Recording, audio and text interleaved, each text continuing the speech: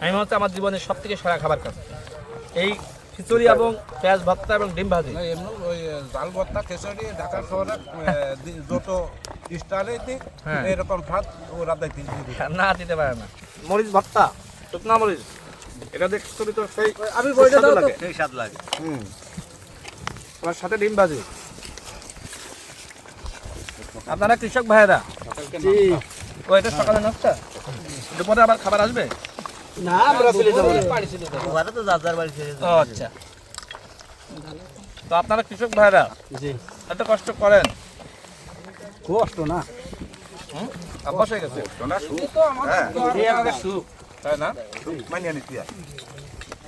যারা এত কষ্ট করেন, আপনাদের কি কখনো মন চায় না যে আমরা এত কষ্ট না করে চুরি করি, ডাকাতি করি?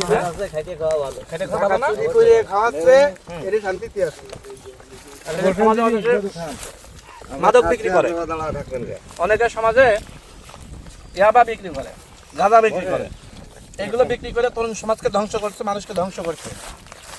তো এই কাজগুলো কি বন্ধ করতে হবে না? এই যে পরিশ্রম করছেন আবার এখানে খাচ্ছেন একসাথে, এর মধ্যে আনন্দ আর কিছু আছে? না না একসাথে খাচ্ছেন, কি খাচ্ছেন? মরিচ ভর্তা, ডিম ভাজি, খিচুড়ি। এটা তো 5 স্টারে খাওয়ার থেকে তো আরাম, তাই না?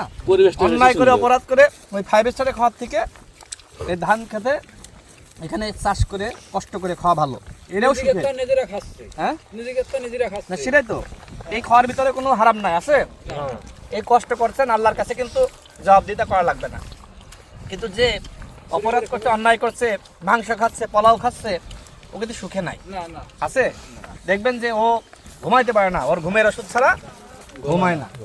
আপনারা কি ঘুমের ওষুধ খান ঘুমানোর জন্য? পরিশ্রম করেন, সন্ধ্যার সময় একটু দেখা যাচ্ছে চার দোকানে যাচ্ছে আটা খান, বাসায় এসে 8টা-9টার দিকে ঘুম হয়ে যায়, তাই না? এর দিকে শান্তি আর আছে? এমনি ঘুম ভাঙতে চায় না, এই কষ্ট করে যে ঘুমলে ঘুম ভাঙতে চায় না তাই না? ঘুমের বডি খালি একটু ঘুমাই থাকতে পারে সারাদিন। না খাবারটা ভালো হয়েছে? কে রান্না করেছে? ভাবি? জি জি, মাশাআল্লাহ।